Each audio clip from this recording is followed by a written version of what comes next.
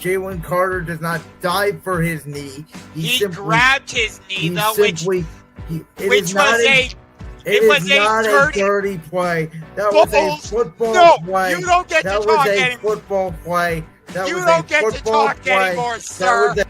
Championship rings, starring Brandon Lewis. Philadelphia Eagles are Super Bowl champions, and welcome to Championship Rings. And Josh Ungar. Buddy. So, who was right about the Indiana Pacers making it to the conference finals? Well, let's see. Jalen Brunson gets hurt, and Alex Burke gets hurt, and Mitchell Robinson gets hurt, and Josh Hart gets hurt. You have the easiest road to the Eastern Conference Finals this side of the Boston Celtics. So, were you right, or was it the NBA gods saying, let Josh Ungar be the only person in the world to pick the Indiana Pacers? Nope, I was right from the beginning. Begin now. Well, the bell has rung, and you know what that means. And Josh, I'll be honest with you, there's only one real topic that I could talk about tonight for about 2 hours, and it took place in Toronto, Ontario, Canada on Saturday night. But we're going to get to that eventually. I am so excited for tonight's championship rings. Yes, and I actually want to start with a topic that's not on the rundown.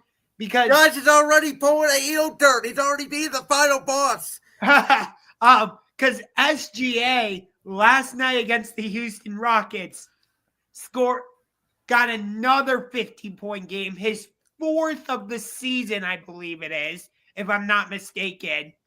So, to you, is he the best player in the NBA this season? That's hard to answer because this season is the caveat, right? I don't think he is the best player in the NBA.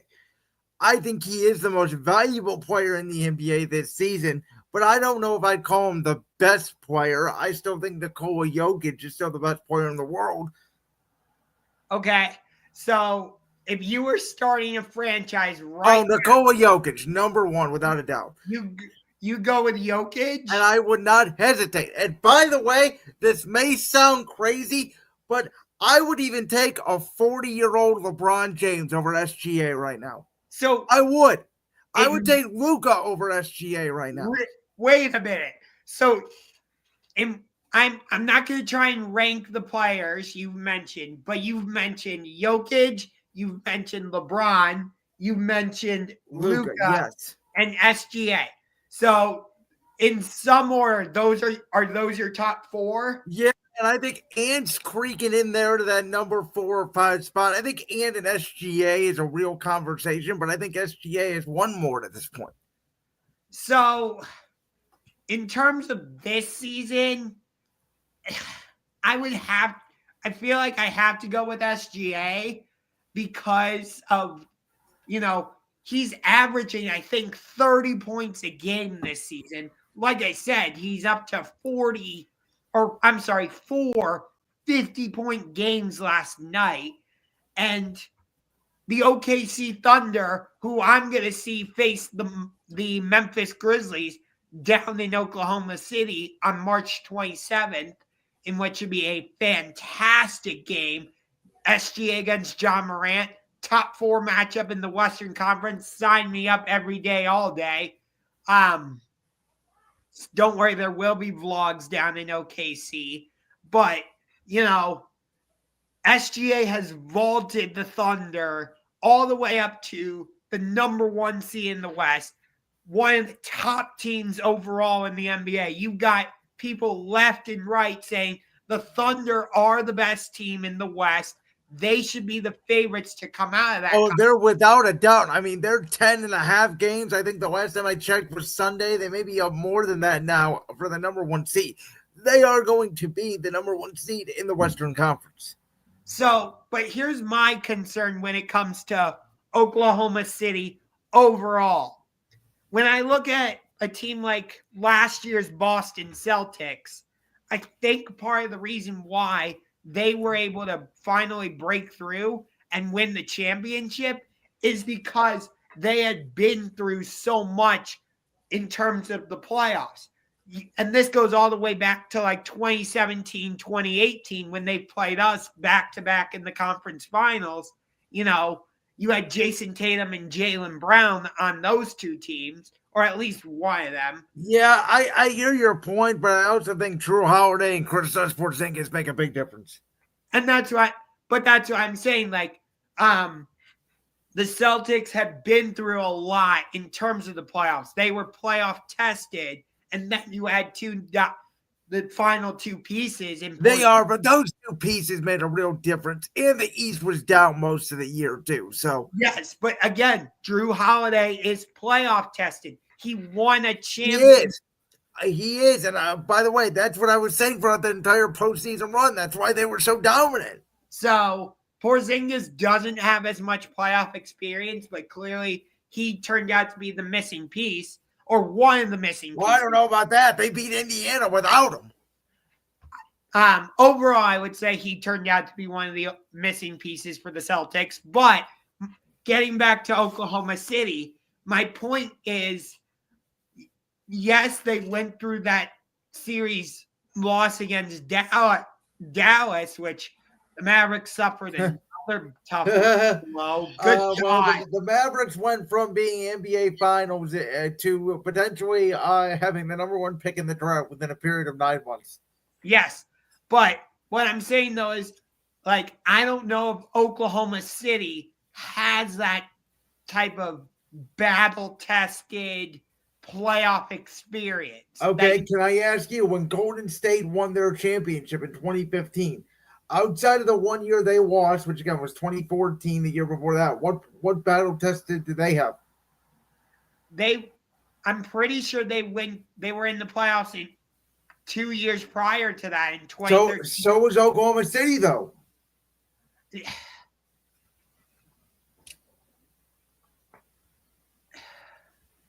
I just don't. I got Josh speechless. He doesn't know how to respond to that. No, it felt like wait, hold on. It felt like we have been seeing the core of Golden State putting it together, and you started to see that. Okay, you're starting to see with Oklahoma City. We started to see it 2 years ago before they went on their run last year as the 1 seed. Here's my thing, though. We've seen how Isaiah Hartenstein has been injured throughout the season. Chet Holmgren has been injured throughout the season. Can you rely on on the two of them to stay healthy? Well, the good news for them, to me, is there's no excuse for them not to at least make the Western Conference Finals. And I think the Lakers and Denver are going to play in the second round. They're going to beat each other up. And depending on who wins that series, I think will basically determine if Oklahoma City can get to the finals or not. Okay. It's fascinating with Oklahoma City. Well, let's get to our actual first topic.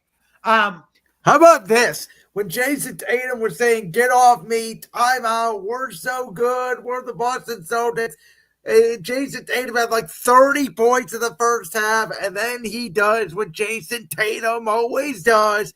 Disappears in big games, in big moments. Oh, here you go. Never has that dog in him. Where Donovan Mitchell and Jared Allen and Evan Mobley stepped up to the plate. Well, I wouldn't say as much Jared Allen because he wasn't really on the floor in the fourth quarter. Okay, fair enough, but still, this Cavs team took advantage of a Boston Celtics team that kind of thought the game was over at this point, 25-3. They didn't play with urgency the rest of the night, and the Cavs kept chipping away, and the addition of DeAndre Hunter on both sides of the basketball court really showed up in this game Friday night. And Josh, I want to reiterate that, again, 2 weeks ago, you said coming right out of the All-Star break, you were very concerned about the Cavs' 5-game stretch. And they ended up going 5-0 in those games. You know why they ended up going 5-0? It ain't no fluke. And it's because they are undisputably, I don't give a rat's ass that we just talked about Oklahoma City. This team on the screen right here, right now, is the best team in basketball. I don't give a damn that Oklahoma City beat the Cavs by 50 in Oklahoma City. I told you it was an off night. Oklahoma City had everything going. It was a one-off. Who cares? This Cavs team, from day one, of this year when they started 15-0 was the best team in basketball. They have been better than Boston all year long. Now, I will give you, Boston did not have Drew Holiday in this game. They did not have Kristaps Porzingis in this game. Could that make a difference in a potential 7-game postseason series? Absolutely, yes, I do acknowledge that. But I think this Cavs team right now, the way they play, offensive, defensively, their ability to shoot the ball. Look at what Sam Merrill and DeAndre Hunter did even Sunday against the Blazers without Donovan Mitchell, with a struggling Darius Garland to come back down 18 points. And I get it, the Blazers aren't a great basketball team, but the Blazers had control of that game for the third quarter, and the Cavs just flexed their muscle and went on an incredible run. This team has the ability to flip a switch, a lot like Golden State did in their prime days when we went through them in those 4 straight NBA finals. Where it was a close first half-ish, second half, third quarter, play some defense for 5 minutes, and bam, the lead goes from 5 points to 15 points. This Cavs team is the best team in basketball. Okay, so I'm looking this up just to make sure I have it right. That's the wrong game. So Jason Tatum finished with 46 points in the game. Of empty calorie stats. Jaylen Brown finished with 37. So they combined for 83. Like, out of their 121 points they had? 116. So 93, 10. So they had, everybody else on the team had 33 points. That's it. And that's what I'm saying. You're putting a lot of the blame on Jason Tatum, and I understand why you're doing that. You've been particularly hard on Jason Tatum. Because Jason Tatum acts like he's a top 5 best player in the world when Jason Tatum will disappear when you need him the most. He wasn't even finals MVP on his own team. And a lot of people try to make a big deal out of that. Because that is a big deal. If you're the best player on your team, it's like I made the biggest deal about Steph Curry forever. Remember the conversation until Steph won Finals MVP in 2022? Yes, but why can't we view Jaylen Brown and Jason Tatum as equals? But anyway, my point though is because Jaylen Brown is more clutch. My point though is this. They combined for 83 points. What did you want Jason Tatum to do? Go for 60? Yeah. You know why? Because in that game, he needed it to. We've seen SGA could have gone for 60 last night if he wanted to. We've seen Donovan Mitchell score 70 points. And I'm the one sitting up here saying, if you score 70 points and you lose, I don't give a rat's ass. Win the game. I would rather have Jason Tatum go for 25 and they win than him go for 46 and they lose. So Sam Hauser, he only had 6 points. Derek White only had 5. That's the biggest difference to me right there. Because remember how good Derek White was last year in the postseason? Derek White had 16. Okay. It was Al Horford had 5. And that's the difference again because Al Horford last year, the pick and pop, right? With the 3-point shot. Yeah. And Peyton Pritchard only gave them 6 points off the bench. So, and that's why I'm saying this loss for the Celtics wasn't on Jason Tatum and Jaylen Brown. Nobody else from their supporting cast really showed up. Whereas you talked about it. You look at Darius Garland gave you 20. Donovan Mitchell had 41. But it was on a lot of shots. It was bad shooting. When Garland had a quiet 20, it was not a productive 20. Yeah. Evan Mobley had 17. But most of that was in the second half. Yes, and he had 12 rebounds. I'll take that. Jared Allen had 10 points, but only 4 rebounds. Could have been a little better. The rebounds need to be higher, but some of that was Boston was shooting so well in the first half. Yes. DeAndre Hunter had 12, but nobody else really off the bench gave you much. Dean Wade had 5.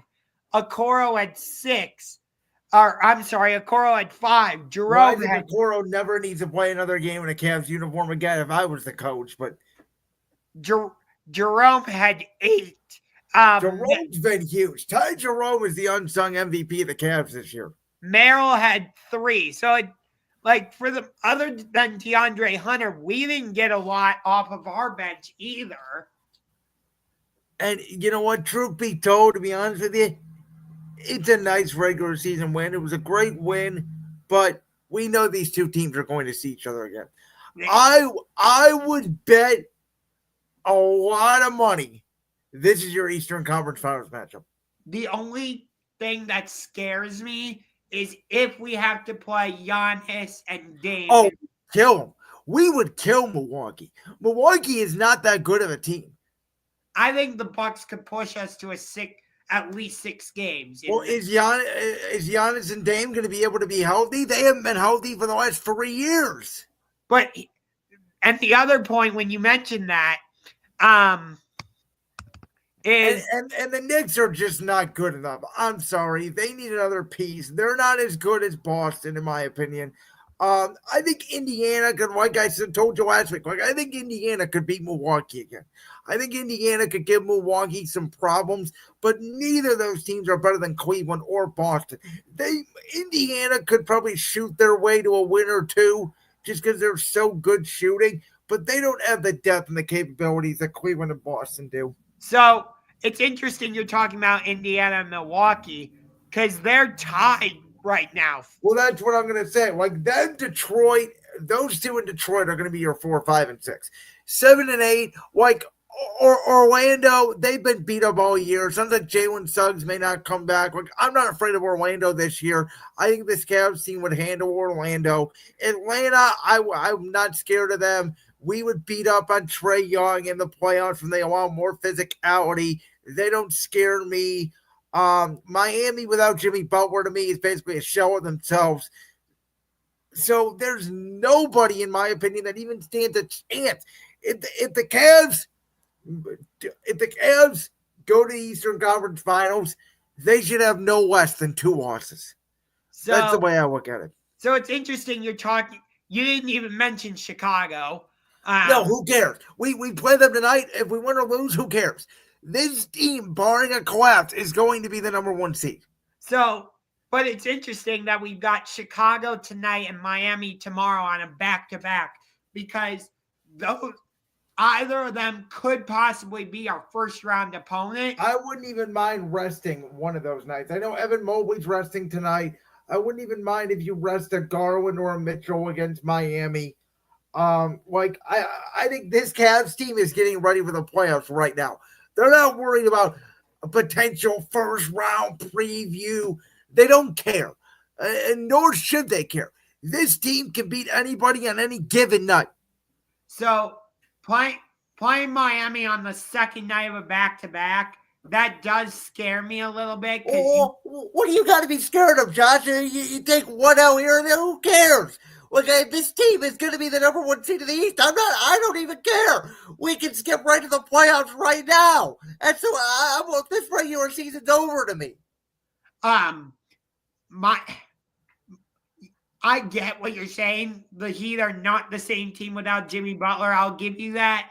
But it's still, I'm not just going to dismiss the Miami Heat like that. This is still okay, but if they win a random game in the middle of March, I'm not going to, oh my God, they could beat us in a first-round series. No. I'm not saying we should be scared of them upsetting. You just said I'm scared of them. I'm talking, they are still a very dangerous team. No, they're not. Yeah. I think they're still a very dangerous team. No, they're not. Not at all. If they're going to play Boston or Cleveland, I would be surprised if that series goes to 6. Either one of them. You may give them a game 4 at home if they're down 3-0. I just remember that's 4 games under 500. How are you going to say they're a scary team? I just remember the last time we played them on the second night of a back-to-back last season. It was after. It was last season with our coach named J.B. Bickerstaff. This is a completely different team. I get that, Brandon, but we're playing them on the second night of a back-to-back again this season. Chicago's not going to make it easy on us. They're at home. They want to end our winning streak. It's a division opponent.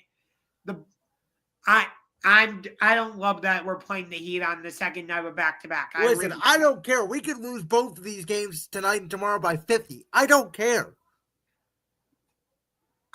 Maybe I'm thinking about it too much, but I think you are. I don't care if we win or lose by 50. This team is going to be the number one seed. I am looking big picture.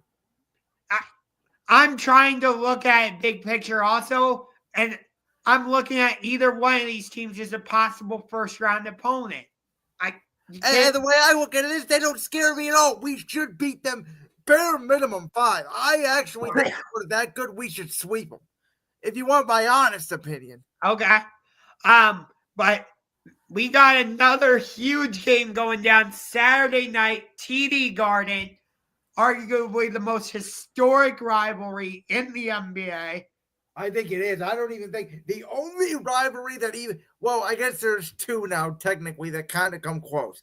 One of them you can make an argument is Heat Spurs, just because of their sort of back-to-back finals, the 2013 finals, back-to-back in 2014, 2 of the most historic NBA finals ever. And the other one that I think would even come remotely close to this is us and Golden State. Yeah. That's it. But the 2 teams that have won the most championships in the history of the NBA, Celtics with 18, Lakers with 17. I'm sorry, Lakers, but it's embarrassing that you hung a in-season tournament champions banner. Kobe Bryant, God rest his soul, would never have allowed that. Never. Now, I don't even know Kobe Bryant would have participated in the dumbest thing that they ever created called the NBA in-season tournament, but whatever. But as of right now, both of these teams are the number 2 seeds in their respective conferences. Is this a possible NBA Finals preview? Well, certainly it is, because what did I tell you last week? I told you there were 5 NBA teams that can win the championship this year. 3 of them are in the West. Those teams are Oklahoma City, LA, and Denver. And the other 2 are in the East. And those teams are the Cavs and the Celtics. Now, if you want my prediction, I believe that one of these teams will make the finals and the other one will not. I do think that we are going to get a Los Angeles Lakers, Cleveland Cavaliers, LeBron James versus Cleveland NBA Finals. And I think it will go down as the best NBA Finals of all time, narrative-wise. So you have the Lakers. Who do you have the LeBron and Luka taking out? OKC? I would think Oklahoma City. I think the Lakers would have the 2 best players in that series. Okay. In that possible series, if Chet and Hartenstein are healthy, I don't know if the Lakers would have the size to deal with that. No, I agree with you. That's a legitimate argument. Now, again, I think Denver's a very fascinating matchup for the Lakers. I do think that Jokic would present a problem in a 7-game series for the Lakers. But part of me is like, the Lakers, they have LeBron, they have Luka. But if Rui plays the way he's been playing, the way Austin Reeves, if he can play the way he's been playing, we've seen Denver now basically turn into a Jokic or bust team, as I mentioned last year. Yeah. Plus, you have Memphis and Houston in that 4-5. They can win a round. They're not real finals contenders to me. They're both a year away. No, I'm not saying either one of them are finals contenders, but I think either one of them going against an Oklahoma City in the second round would be a fascinating match. Yeah, I think especially Houston. I think Houston could push Oklahoma City. I don't know if Memphis outside of John Morant, they have Desmond Bain. They got a couple good players I like, but I don't know if they have the talent that Oklahoma City has to make a series last. Okay, but getting back to this game, we talked about the Celtics earlier. You're going to get a big game from Jason Tatum. Are we? Do we know that? I don't. I don't know what I'm getting from Jason Tatum every single night. For the record, I don't know what I'm getting out of Jaylen Brown every single night, but I know if push comes up, Jaylen Brown's going to make a clutch shot. Okay, wow. I do know what I'm going to get out of LeBron every night. I'm going to get about 25, 10, and 8 still at age 40. And I know what I'm going to get out of Luka every night since he has settled in with the Lakers. I'm going to get about, 20 and 10 and maybe 8 assists, close to a triple-double. I mean, think about it. You have two guys who basically play the same style of basketball, but they both could average a triple-double on the same court of the same team. Yeah.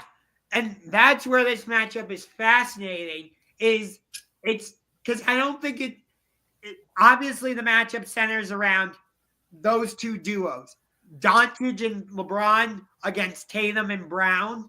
But as we were talking about earlier with the Celtics, it's going to come down to that supporting cast. It is. No, that I agree with you. And again, it's a Saturday night primetime game, so everybody should play. If they don't, who cares? To be honest with you, this is a big regular season game, but to me, I just want to get to the NBA playoffs at this point. I don't really care as much about the regular season. The Lakers and Nuggets are fighting for the 2 and 3, and I get Houston and Memphis on that conversation too.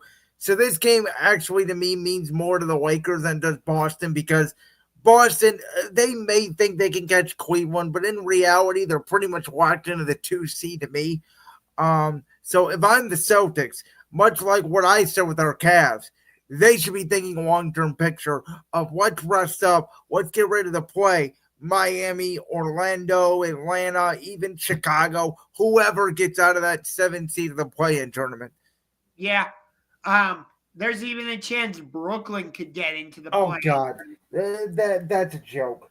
Yeah, the East is clearly not. Here's the thing about the NBA, and I've sort of compared it to the East is sort of like the NFC, and the West is sort of like the AFC, where the West is deeper, but the East may have the 2 best teams. Okay. So would you 1 through 12 without a doubt? Because if Wemby was healthy, the Spurs would be right in the mix in the Western Conference too. So 1 through 12, you can make an argument the West is significantly deeper than the East in terms of quality of teams, but the 2 best teams are in the East. Yeah, I would agree with you there.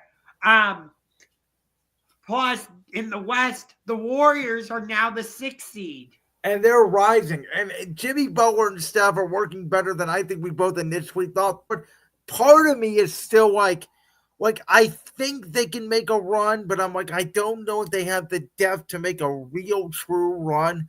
But I think now at least they can win a round.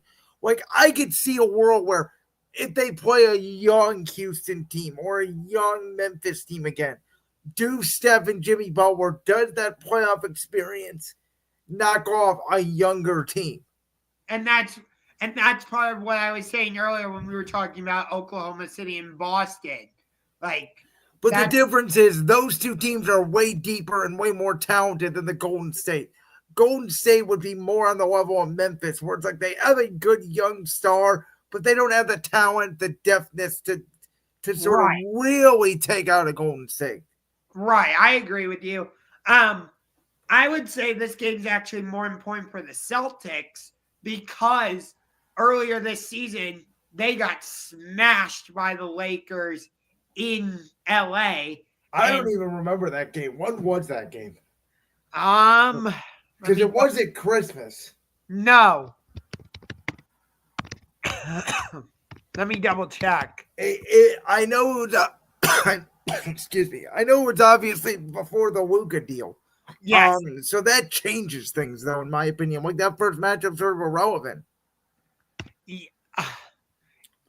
It was January 23rd in LA. Lakers won 117-96.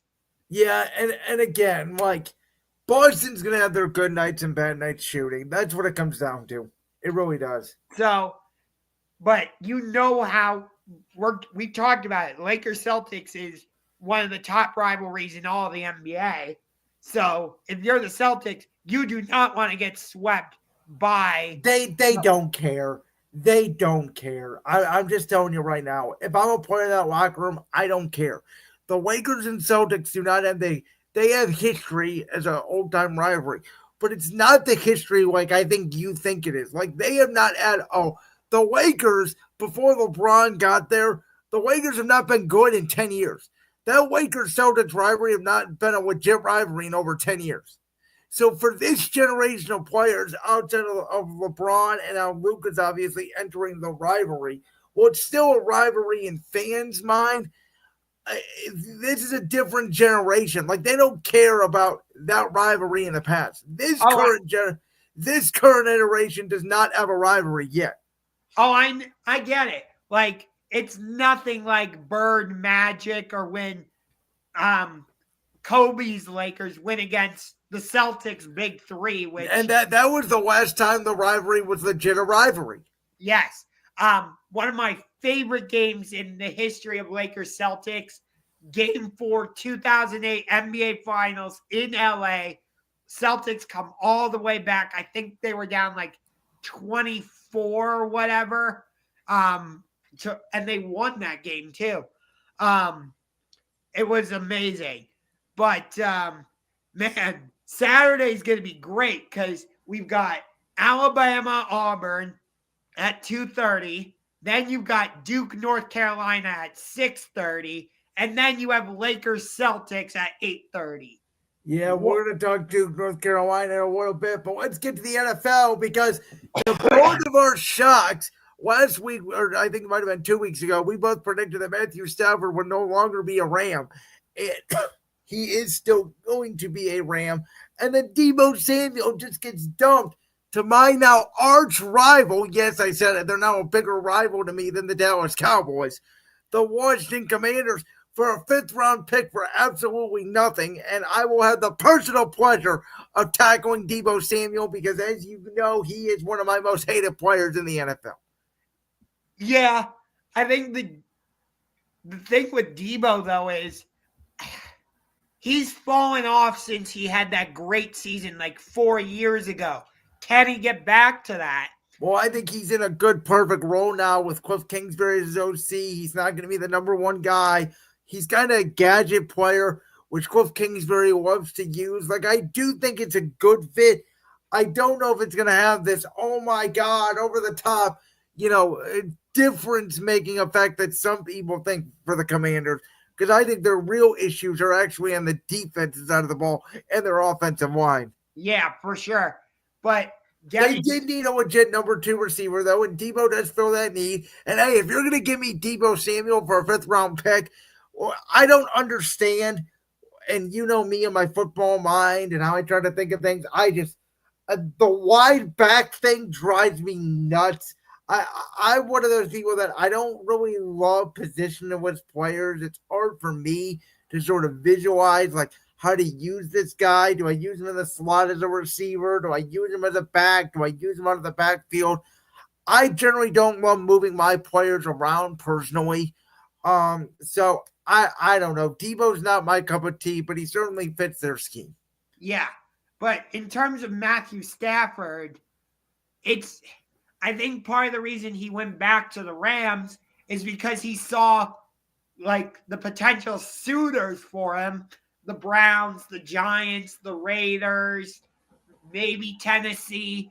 And he was like, those are all dumpster fires. I don't want to go to any of those. By the way, Tom Brady was also skiing with Matthew Stafford last week. And now Tom Brady's allowed to do that, be the minority owner of the Raiders, and call the number 1 game on Fox every week. I still don't understand. But I don't know if you saw the report that came out today, but the Giants actually matched Matthew Stafford's money than what the Rams are giving him. The Rams and the Giants agreed on the deal to send Matthew Stafford to the Giants, and Stafford nixed it at the last second. Doesn't surprise me. Who would want to play in MetLife Stadium in New Jersey when the Giants are a total dumpster fire? By the way, I've heard reports the Giants are trying to trade up to the number 1 overall pick so they can get Cam Ward. They're trying everything. They may even try to let Devontae Adams and Aaron Rodgers stay in New York and go play for him next year. Oh, good God, that would be horrible. But, I mean, here's what, and my buddy is a Washington Commanders fan, Austin Arnold. I was on his podcast. It just dropped. today. We talked about this. Like, if you're the Giants, and I know this was the Rams conversation, but they were involved in the Matthew Stafford trade. If you're the Giants, you're not going to wait on a rookie quarterback, because if Brian Dable and Joe Shane don't have a good year, they're both getting fired. They're going to go after a veteran. In my opinion, they're going to go after a Rodgers, maybe even a Devontae Adams. They're going to do whatever they can to win this year. Yeah. In terms of the Rams, though, they were allowing Cooper Kupp to seek a trade. So, I was telling a buddy this, and I told him this on Friday, so I know I didn't get a chance to tell you this. The Rams, to me, are the weirdest team in the NFL, because every year around this time, they come out and they go, yeah, we're going to move off pieces. We're going to be in a little bit of a rebuild. And then they just end up running everybody back. Yeah. What I don't get it. Am I wrong? Every year they're like, oh, we're moving off Stafford. We're moving off Cup. We're moving off this guy. We're moving off that guy. And then they just run everybody back. I feel like there was more of that this offseason with Matthew Stafford. You didn't hear a lot of that last season. You heard a little bit of it towards like the draft time. Like, if they could move off. Remember there was rumors they could move off him and go get a J.J. McCarthy, a Bo Nix. I don't remember hearing a lot of that. I remember the J.J. McCarthy one specifically. So it's interesting. If the Vikings are able to bring Sam Darnold back, could they make J.J. McCarthy available? I would not. I think it's a massive mistake. I would let Samuel L. Darnold go. I'd let him go test the market. Now, I'm not in the building, right? Neither are you. We don't know what J.J. McCarthy's knee is like. But I'm going to assume that J.J. McCarthy is going to be healthy by this year, and he showed signs to me, and I told you this when they drafted him. You have Kevin O'Connell, Aaron Jones, Justin Jefferson, T.J. Hockenson, Jordan Addison. Like, that's why I thought Sam Darnold was going to have a great year, because with that offense, it's hard not to fail. Yeah, I agree with you. By the way, you would get J.J. McCarthy at a rookie deal, so I thought the Rams were going to move off Stafford. And by the way, I predicted Sam Darnold to be the Rams starting quarterback next year, because I thought it would have made perfect sense. It'll be really interesting to see what the Rams do. My best guess, offensive lineman. They just let Jonah Jackson. They just traded him to the Bears. Pro Bowl right guard. They need more offensive line help. This is a deeper offensive line draft. Tackles especially, which they need help on the left side. So that's where I would bet they go. So if you're talking first when they have their first round, but I'm talking like, if Jackson Dart, the quarterback out of Ole Miss, is still available in like the third round, for example. They may. I would take a flyer on him. I don't think I'd go quarterback with my first pick. No, I'm talking like in the third round, not first round. No. It's a weird quarterback class, because it's like there's Cam, then there's Shador, and then everybody has a different opinion on where these guys are going to go. Some people are like, oh, Jackson Dart's a fourth rounder. Some people say he's a second rounder. Some people say he's undraftable. Like, yeah, I mean, I've heard mixed reviews about Shador Sanders. There's some mock drafts that have Shador going at the end of the first round, and there's some people that think he's going to be a better quarterback than Cam Ward. It's a very weird class. Yeah, it feels like the only confirmed quarterback, for lack of a better term, is Cam Ward. He will be the number one pick of the 2025 NFL draft. Unless Tennessee gets a haul, like you mentioned. Like, I doubt they trade him to the Giants. I would think it would be, and it's not going to be New England, like maybe Vegas. Does Vegas give up like a second tight end, like a Michael Mayer? Maybe their left tackle, Colton Miller, and the sixth pick. Like, if Tennessee is going to move off people, they're going to get players, I would think, back. I'm not 100% convinced they're going to go. Oh, they're not. They're drafting Cam Ward. What I'm telling you is, if they were to do that, that would be the type of deal. No, what I'm saying is I'm not 100% convinced the Titans are going to go Cam Ward at number one. I am 100%. I think Cam Ward's the number one pick. I still think there's a chance they go Abdul Carter out of Penn. There's no way. They're really that franchise. Their quarterback is Will Levis. Did you watch the Titans this year, Josh? Josh, I'm dead serious. What did I tell you every single week? I know I said it on Brand's World because I best bet him all the time. If Will Levis was your starting quarterback, you bet against Will Levis. You just do. Yeah. You cannot bring back Will Levis and Mason Listen, we have talked about R. Brown saying you can't bring back Deshaun Watson. At least you have Jameis Winston, Bailey Zappi. You got options in the building. Tennessee don't have a goddamn option. Yeah. By the way, what's going on, Justin? He's a Celtics fan that I've collabed with a couple times. He and I he should know that I'm a Jason Tatum hater. Yes. Quote unquote, even though he's not that guy, and I can give you numerous examples. Yes, you have very frequently hated on Jason Tatum. I've hated on Jason Tatum. Yeah, that's right. Even though, let's see, Jaylen Brown's been the more clutch and better player on his own team for the last 7 years. Yeah. But want to get to this super quick because for the first time in their franchise history, the Columbus Blue Jackets had an outdoor game. They were facing the Detroit Red Wings because the NHL wanted to play off of the whole Ohio State, Michigan stuff. And the family of the late, great Johnny Gaudreau led them out onto the ice at Ohio Stadium, a.k.a. the Horseshoe. And it was a great game. Detroit came back to tie things up 3-3. And then Columbus scored 2 late goals to seal the victory 5-3.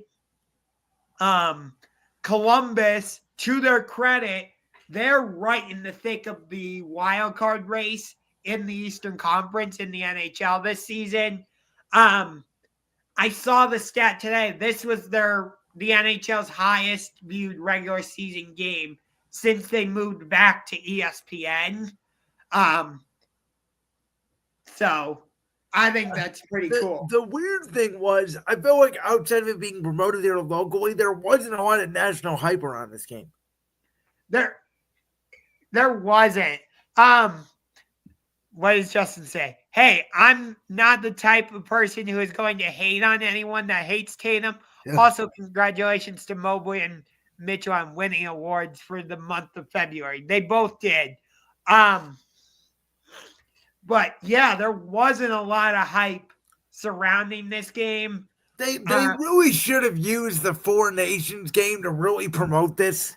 Yeah. And interestingly, they already announced where both the Winter Classic and the Stadium Series are going to be next season. They're both going to be in Florida. The Winter Classic is going to be between the Florida Panthers and the New York Rangers, which is a horrible matchup. And then you've got the Tampa Bay Lightning facing the Boston Bruins in the Stadium Series. I don't get it. Hockey takes one major step forward and 2 major steps backwards. It's like baseball. Oh, good God, yes. Baseball is one of those weird ones where I loved when they did, what was it? Are you doing with the Field of Dreams? Yes, I loved it. And for some reason, they're not doing it anymore. I loved that they played at down in Alabama last year. Oh, yeah. And this next season, I think they're doing a game at Bristol Motor Speedway between the Braves and the Reds. That's the thing about these regular season sports outside of football. Like, they're trying to create events. The NHL is doing it with their Stadium Series. Baseball is doing it with the Field of Dreams. NBA, like, I don't know. Do you do a basketball game outside? I don't know about that, but they do preseason. The Clippers have hosted preseason games in Seattle. Why not do a regular season game in Seattle? Boy, wouldn't it be funny if the Thunder were the designated home team? Oh, good God. That would be a disaster. But speaking of basketball, Duke, North Carolina, round 2 is going down this weekend in UNC. Duke absolutely smashed North Carolina when they played earlier this season at Cameron Indoor. I'll double check the score super quick. So I have it right. But I love this rivalry. It's one for me. It still is a top rivalry in college basketball and all of sports. Honestly, So we did this segment last year. If you recall, and what I said, in my opinion, still stands.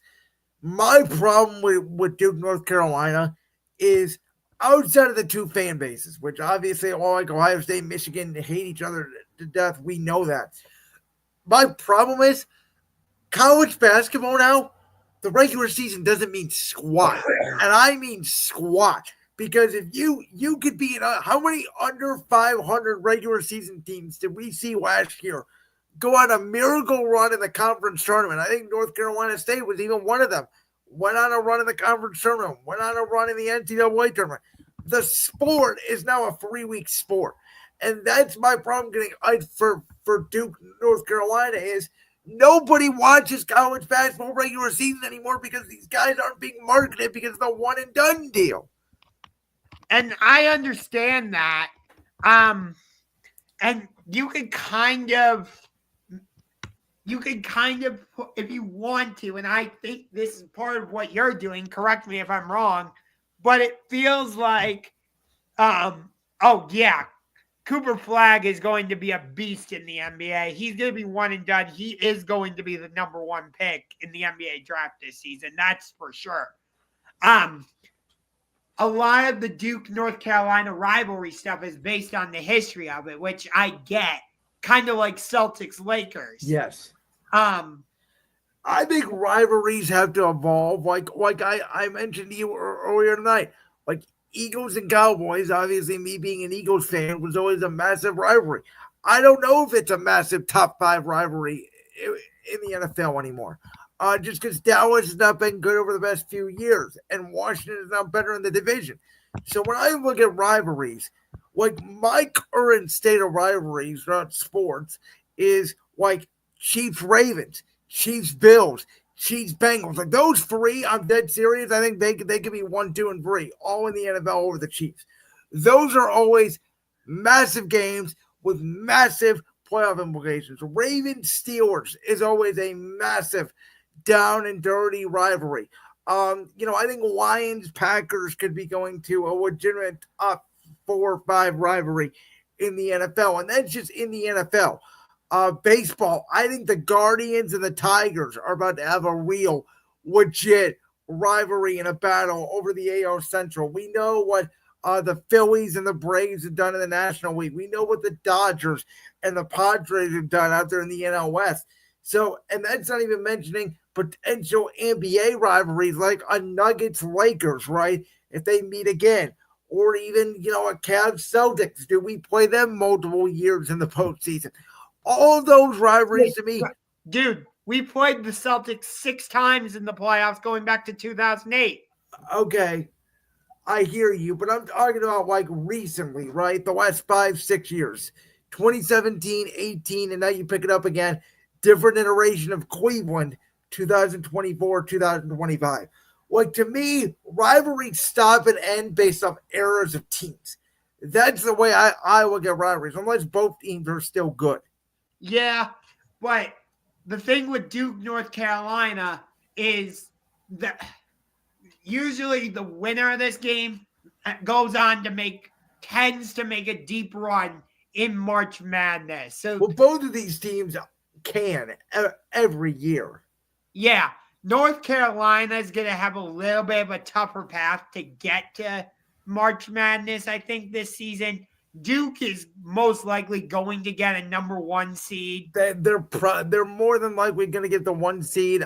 I think them and I think depending on what happens to that Auburn-Alabama game, Duke may end up being the overall number 1 seed if Alabama beats Auburn. So as of right now, I think I saw the 1 seeds are projected to be right Auburn. now. The 1 seeds are Tennessee, Auburn, Duke, and Houston. Yes, and the 2 seeds are Florida, Alabama. I forget who the other. Iowa State, I believe, is a 2 seed. Trust me, as long as we have Tatum and Brown, and as long as you have Mitchell and Garland, Celtics Cavs will be a new rivalry in the season. See, but it's not about the players at the Cavs game. It's about the damn coach, because we wouldn't have had a rivalry if JB Bickerstaff was still our coach. All right. Brandon, you've waited long enough. Let's get to it. But one quick thing before we get to the big story, which is right up on the screen. I want to talk about the Jade Cargill thing really okay, because you know my thoughts on it. I am very heated about this whole situation too. I loved this. Like, Naomi and Liv didn't even get to do anything. And Jade Cargill's music hits. She comes running into the chamber because they forgot to close the damn door. And Liv is like, no, it wasn't me. Jade Cargill makes a beeline for Naomi. And Bianca is just like freaking out in her pod. I absolutely loved this. I loved it too, but Bianca Belair needs to be revealed as the attacker as well, and not just Naomi. Or this whole storyline would have made no damn sense. I'm sorry. That's the way I see it. Now, maybe Bianca Belair cheats at WrestleMania and wins the Women's World Championship, which, how the freaking fuck did Io Sky win that championship last night? Don't ask me. Because it's probably going to be a triple threat match. Io Sky is the most boring woman in the. She can't talk. She can barely wrestle. Her women's championship reign was an absolute disgrace of a championship reign for 8 months. How did she get another championship? I actually love her as a champion. What did she do? Hey, Justin wants to get in on the Cena talk. I'll invite him in. We got an impromptu guest on championship rings. We are really the final boss. We do whatever the fuck we want. Yes. Justin, I just put the link in the live chat, so just click on that. You'll come backstage. But I absolutely loved the Jade Cargill stuff. I loved it, but I still think Bianca needs to be involved in this attack. If Bianca was just like, oh yeah, I didn't know, like, it makes her look so stupid. So that there's intrigue to that story. I loved that they had Randy Orton return. Yes. Now, we thought it was going to happen during the match and happen after the match. I actually kind of like the fact that Kevin Owens beat him. I was like, you know what? That actually works out better.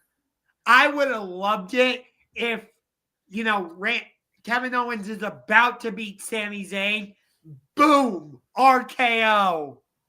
I think they're writing Sami Zayn now out of WrestleMania. Doesn't that? I mean, that's what it looks like to me. Which is interesting because he's been in this weird type of feud with Karrion Kross, which that felt like it could get heated up and maybe happen at WrestleMania. I don't know. WWE's got a lot of interesting stories, but we got a lot of questions answered, and we don't even know what the fuck this favor is with CM Punk and Paul Heyman, and how that's coming into play. Oh, I think I have an interesting idea. Oh, I have a take. I already know what the main event of night 1 of WrestleMania 41 is going to be, and it's not going to be Gunther and Jey Uso for the World Championship. I agree with you. I think there he is. Let's go ahead, Josh. Welcome him in. What's up, Justin? Nice to meet you, buddy. What's up, Justin? What is this, the second straight day I get to collab with you, dude? Second straight day out of the week, yes. Yes. You wanted to get in on this Cena talk. Yeah, because I absolutely love this.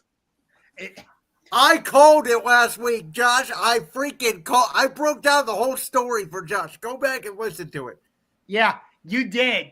You and I have both had like crystal balls or something. So Josh called Jey Uso winning the men's Royal Rumble, which I thought he was absolutely crazy for. And then last week, Josh predicted Drew McIntyre to win the men's chamber, and I said, no, it is Cena, and he is turning heel. Because when he said at the Royal Rumble press conference that he was winning his 17th World Championship because it was best for business, I knew something different was happening. I knew something different was happening when he announced the retirement tour, said he was going to go full time, and then all of a sudden he leaves and has it on television. Yeah.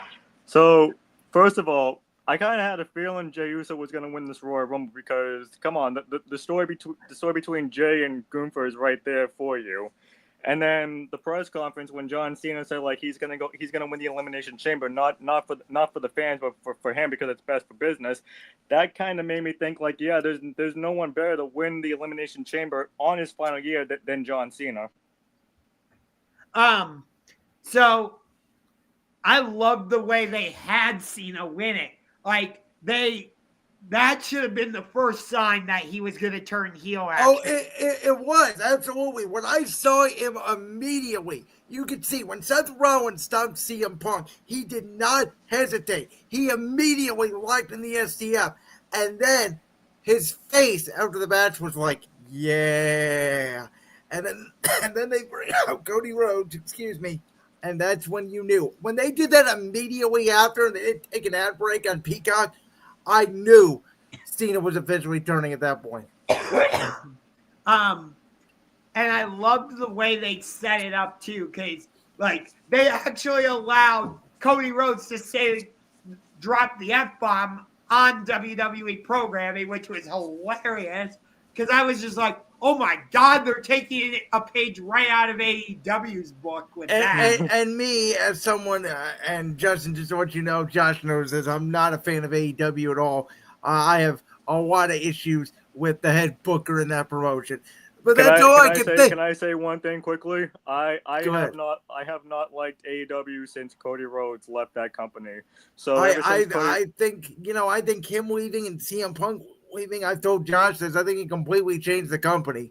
Yeah, so ever since they both left and ever since they brought in Sasha Banks, and yes, I'm still calling her Sasha Banks. I don't care. I still call Adam Copeland Edge. He's my favorite wrestler of all time, and he's barely on AEW television. I mean, I know he's having a world championship with Jon Moxley, but everybody hates the storyline. So, I'm absolutely loving the storyline. You are literally the only person I know that has said anything good about it.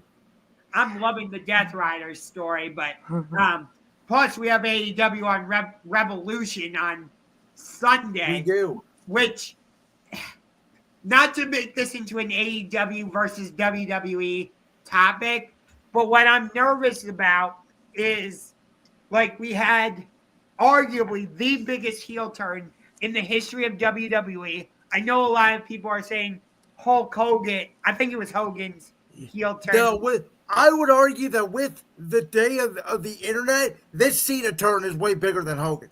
Do you know how many non-wrestling fans that know nothing about wrestling have texted me and said, what the fuck is up? Who the fuck is this John Cena guy? And what does heel mean? And why did he turn? Yes. And I get it. So, but what I'm saying is I'm nervous that whatever happens at AEW, excuse me, people are going to try and compare it to this Cena heel turn. Well, no, you can't compare it, but I mean, the IWC will try. But it's unfortunate. I kind of feel bad for AEW because Tony Khan was trying to promote Collision during the premium live event on Saturday night, and every single comment under his tweets were, and I quote, "Shut the fuck up, John Cena just turned heel." Am I a bigger AEW fan than I am WWE? Yes, just because I like the style of AEW more. But, dude, when I saw this on Saturday, it was amazing. The way, my favorite part of seeing this heel turn, bar none, was when they zoomed right in on Cena's face, and he the way his facial expressions changed was just mwah. How about Michael Cole saying, John, are you really going to go through with this shit? I mean, he literally. So how about that? That pretty much told me, like, hey, the champion can swear. Why can't I? Yeah. So I'm wondering, and I saw this idea on my Discord server last night. What if the favor is kind of like what they did night one WrestleMania last year, where Cody Rhodes is in a tag team with CM Punk against The Rock and John Cena. And if Punk and Rhodes win, then CM Punk gets added. No, that's not the match. The match is Punk, Rollins, Reigns. Winner gets added to the main event of night 2. That's your night 1 main event. And this is what's going to happen. Paul Heyman is going to hit Roman Reigns in the back with a steel chair. And he is going to screw Roman Reigns out of the match. And Punk is going to pin Seth Rollins as the favor. Paul Heyman gives CM Punk an undisputed championship match. It'll be interesting because Punk and Rollins are facing off next week at Madison Square Garden in a steel cage. I like that promo last night by Punk, by the way. Was that not one of the top 3 promos of his life? I'll have to go back and watch it. Oh, Josh, it was one of the greatest promos I ever heard. I know you're not a Punk fan. He created another meme out of that too.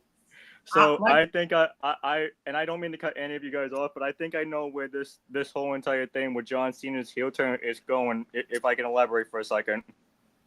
Go ahead. So I think John Cena is going to win title number 17 at WrestleMania from Cody Rhodes. I think he's gonna hold. I think he's gonna hold it until either SummerSlam or Survivor Series, and then drop it, and then that's when we're gonna get the face John Cena back. Not that I would like it, but this is what I think is gonna be part of the storyline. And then December 27th, Boston, Massachusetts, TD going for Ruthless Aggression. We're gonna get Rock, Cena one last time in John Cena's retirement match. Okay, I disagree with you a little bit. I agree with you. Cena's going to beat Cody. He's going to win the title at WrestleMania. He's going to hold it till SummerSlam. Yep. During that time, he's going to feud with all his former rivals. AJ Styles, CM Punk. And I'm saving one name in particular for last because I do think eventually Cena is going to turn back babyface. He's going to go through this whole story. I don't think we're going to get Cena versus Rock for his final match, though. I think the final match is Randy Orton. I would like that a lot more than The Rock because John Cena and Randy Orton, like we all know, has history between each other. Yeah. The Rock and Cena doesn't. And this is just my personal taste. And part of this is because I like non-title feuds more. Mm-hmm. As of right now, knowing that we're probably going to get Kevin Owens versus Randy Orton, I'm a little more interested in that story than I am Cody and Cena. Now, that's not to say it won't be flipped by the time we get closer to Mania. But well, no, and you have every right to say that, Unger, because John Cena is not scheduled to be on WWE television until March 15th. Right. He's ready to get it. I mean, that's this whole heel turn. And by the way, I'm sorry, you can't convince me that, The Rock just showed up a week ago and all these plans changed. No. This was the plan all along, and they worked you, they worked me, they worked everybody on this call. They even worked the production truck. I don't know if you guys heard the story. Triple H cleared out the production truck on Saturday night and ran the end of the show himself because he did not want anybody in WWE outside of Cody, Cena, The Rock, and Travis Scott knowing what was going down. Yeah. Oh, I've seen that. Yeah. But for me, the only reason the main reason I'm more interested in Kevin Owens versus Randy Orton is because Kevin Owens Randy Orton and Cody Rhodes have been interlocked in like this triangle. That's why for the longest time I wanted it to, and I thought it was going to be a triple threat match between the three of them for the WWE Championship. Obviously, that's not going to happen. I get it. But because of how invested I got in that whole dynamic, that's why I'm more interested in Kevin versus Randy. But again, am I going to be invested in this Cena versus Cody story? Absolutely. I'm not trying to say that I don't care about it. There's just you get what I'm trying to say. Yeah, and I want to add one more thing real quick, guys, because I see this theory be thrown out on the internet a little bit. We all know heels lie. Are we sure John Cena's retiring? Yes, I would say so. because he said himself on January 6th, he's 100% done. He's not gonna wrestle anymore after December. He'll still be in the WWE, but he'll be behind the scenes. I understand that, but what I'm saying is heels lie. Is heel Cena? Why did they let heel Cena be the champion and he doesn't retire and the whole retirement tour was a scam? Then he pretty much pulled a Brett Favre in the NFL. Yeah. But that's what heels do. I mean, right? I mean, that's what he would do. That's what his character would do. Oh, I'm not saying that I don't. I'm not saying that I don't disagree with you, because I'm agreeing with you 100% on everything you're saying. I do think it's interesting how much they've been promoting the retirement tour. Now that he's turned heel, I wonder if they're going to like turn down that level of promotion on the whole thing. Yeah, no, that's a good point. It makes me curious. And from what I heard, Travis Scott is going to help Cena develop a new entrance. A new entrance and new merch. Yeah. I wonder, like, what is his gimmick gonna be? Like, honestly, I think he already told you what his gimmick was going to be when he was going to turn heel in 2012, and Vince McMahon nixed it at the last second when he wants the right to WrestleMania 28. He's going to work less. He's going to cheat to win. You know, he's not going to come out in the George, obviously. He may come out in similar gear to what he did with the Doctor of Thugonomics. Like, right. I was just going to say Doctor of Thugonomics 2.0. No, what I meant more is, like, he always is, like, doing stuff with Make-A-Wish and talking about never give up. Oh, he's not doing any of that. No. So what I'm saying is he going to change his whole thing to, no, you should always give up? And I heard WWE actually tried to trademark the phrase break a wish. So is that going to be more of his thing where he just... That's interesting. I didn't hear that. That's interesting. I would love that. I did not hear At that least either. I think I saw that report that WWE wanted to trademark that.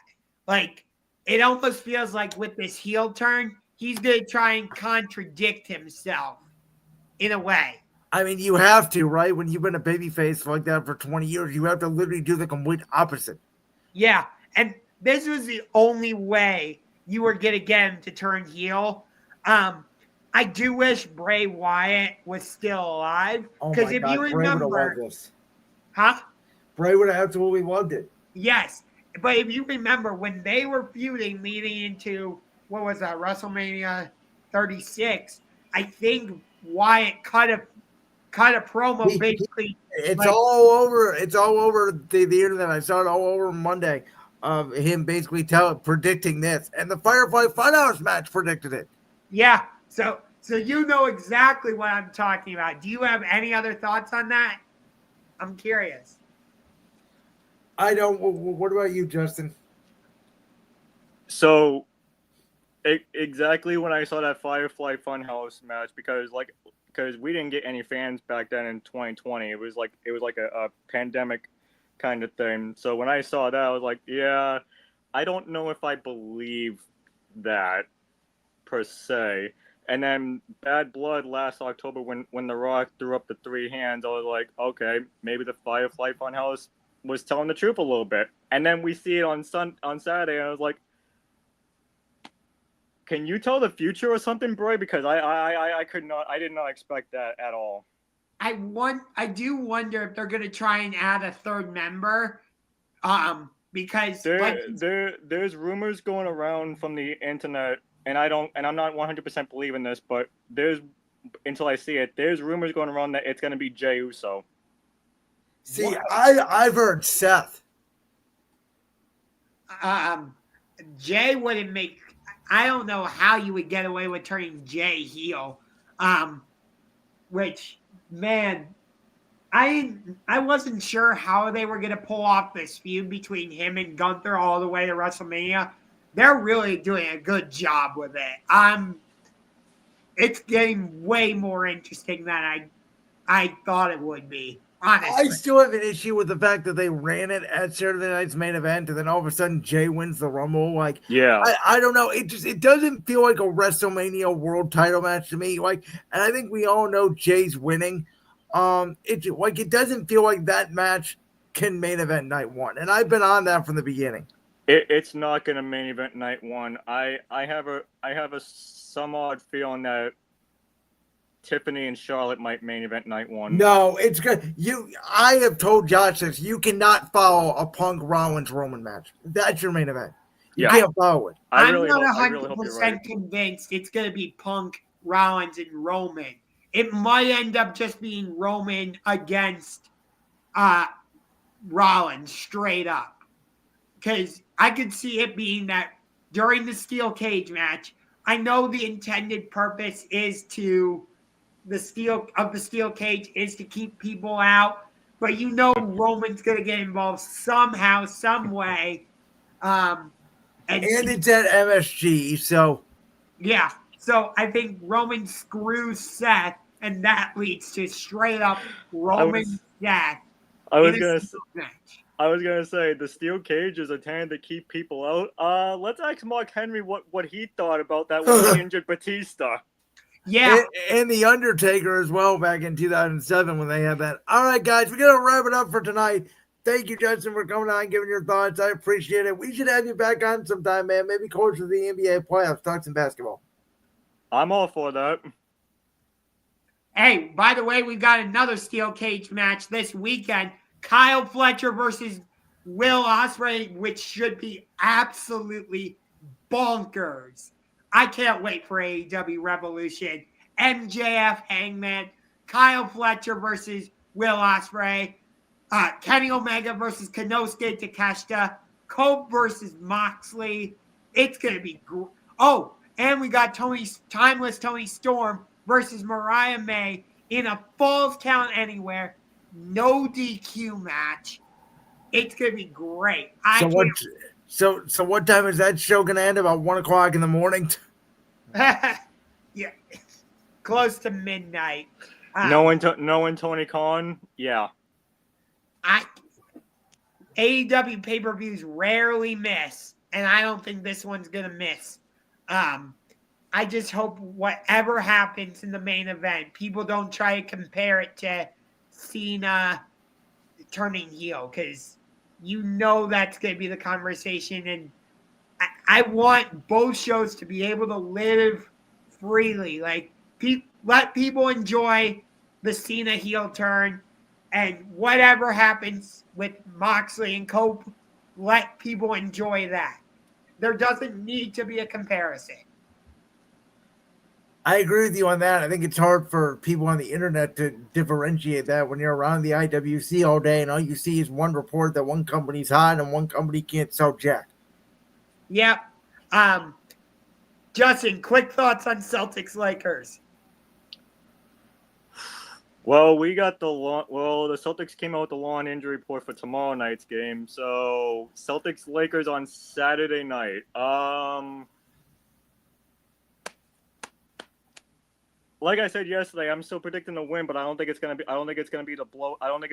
like a really blowout lead between these two teams. I think it's gonna be like a close 2-point victory. Hey, Justin, so I got a quick question for you. I don't know if you heard our discussion at the start of the show, but we were talking about the Lakers-Celtics rivalry. And Josh is making a case how it's, still such a big rivalry. And I had said, I'll be honest with you, it hasn't felt like a rivalry to me in 10 years. Outside of LeBron coming to LA, the Lakers have been dog crap for ever since Kobe Bryant retired. I look at rivalries as eras. So I look at the rivalries as Magic Larry, and then I look at it as the Kobe Lakers versus the Paul Pierce, Garnett, Ray Allen Celtics. Yep. After that sort of ended, like when the Lakers sort of went on their decline, I'm like Jason Tatum, Jaylen Brown, and these new guys, they don't really care about the Lakers Celtics. It's not a rivalry to them. No, and Ungar knows this because I talked about this on the NBA podcast yesterday. Like you said, Brendan, when Kobe Bryant, passed away, the Lakers Celtics rivalry to me, dead. It was dead to me. Like, I've always loved going up against Kobe and the Lakers.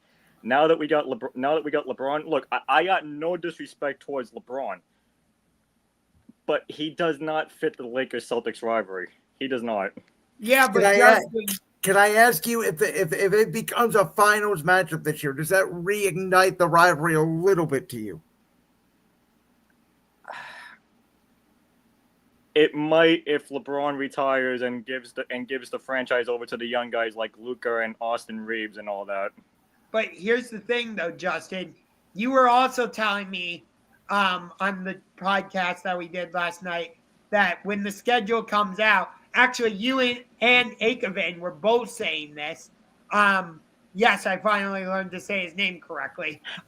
Good job. Thank you. Akavin is another friend of ours in a Boston Celtics server, which I weaseled my way into, Brandon. Because I'm friends with the main guy, Jesse Almeida. He and I. But I think I know where you're. I've heard of that name. Yeah, I think I know where you're going with this, Hunger. Yes, we always circle the Lakers, and we always circle the Lakers on the calendar. Do not get me wrong. You were the same way when the Cavaliers were playing the Warriors in the NBA Finals between Curry, Clay, and LeBron and Kyrie Irving. I can understand that. Don't forget Drama Queen. Yeah, Drama Queen, Draymond Green. Yep, that too. But look. That was because 10 years ago when we came out with the schedule, we always circled Kobe and Shaq and all that. But okay, I still like watching Celtics Lakers. I really still do like watching them. I still like circling them. But I also mentioned this in the comments. Celtics and Cavs are now the new Celtics and Lakers because there's so much history right there because. Hell, you guys beat us in the past couple of Eastern Conferences, and then we beat you in last year's Eastern Conference. Yeah, but again, I can make an argument the LeBron era is an era by itself. Like the Cavs only won against Boston basically during the LeBron era. Other than that, it's mostly been Boston. I said this too, Justin, and I think Josh, you disagree with me a little bit, but for Boston, to me, I don't think you guys really cared that much that you lost to the Cavs Friday night because I look at it as this. No. I think the Cavs are going to be the number 1 seed in the East. I think Boston should be the number 2 seed in the East. I think those two are pretty much locked in. If I were you, if you guys got beat by 70 against the Lakers, I wouldn't even care. You are now fully fledged on. Who cares about the regular season anymore? Let's get our guys rested for the playoffs because the playoffs are such a different sport now. Right. That's been my aim. That's been my MO, my main focus point ever since we lost the game on Friday night to the Cavaliers. We're not catching the Cavaliers for the number 1 seed. We need the help. I mean, Drew Holiday's out with a broken finger. Kristaps Porzingis is sick. We got Tatum now on the injury list with the shoulder injury. Look, I do not care about the regular season anymore because once the playoffs come around, that's when the real thing begins. All right, guys. With that being said, we're going to go ahead and wrap it up. Justin, thank you so much for joining us. We'll be back next week for another episode of Championship Rings. Josh, you got anything else to add for tonight? Not really. All right. with that, we'll see you guys next week. Make sure to check us out on all the socials, and peace. See you later.